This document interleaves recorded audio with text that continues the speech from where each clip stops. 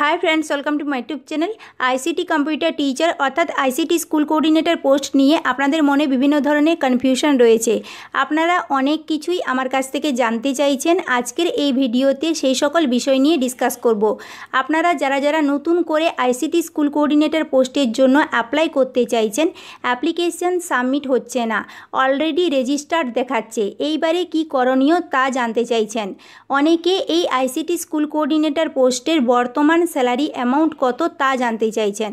আর যারা যারা এই পোস্টের জন্য রিসেন্ট এক্সাম দিয়েছেন, আপনারা জানতে চাইছেন রেজাল্ট আমরা কিভাবে জানতে পারবো, রেজাল্ট কি প্রকাশিত হয়ে গেছে, রেজাল্ট কবে নাগাদ প্রকাশিত হতে পারে।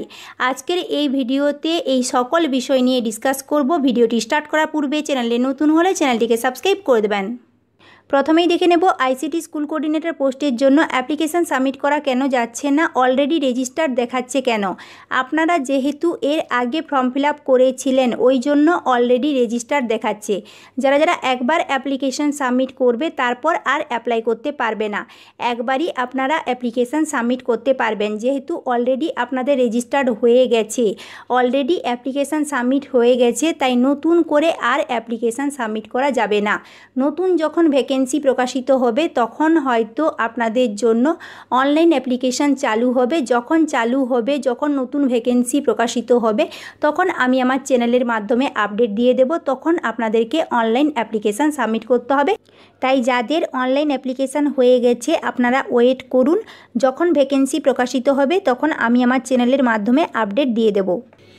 এইবারে আপনারা অনেকেই আইসিটি স্কুল কোঅর্ডিনেটর পোস্টের স্যালারি অ্যামাউন্ট সম্পর্কে জানতে চাইছেন। কত টাকা মান্থলি পেমেন্ট করা হয়, স্যালারি অ্যামাউন্ট কত রয়েছে।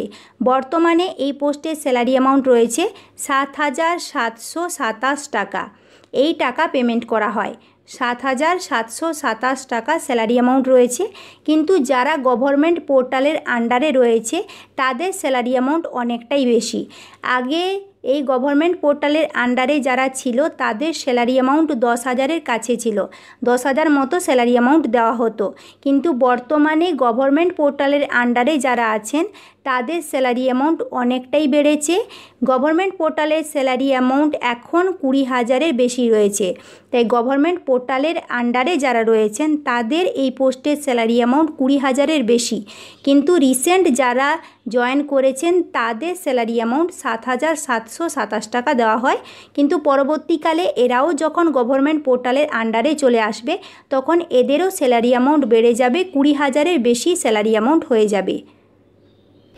কিছুদিন আগেই আইসিটি স্কুল কোঅর্ডিনেটর পোস্টের জন্য পরীক্ষা নেওয়া হয়েছিল।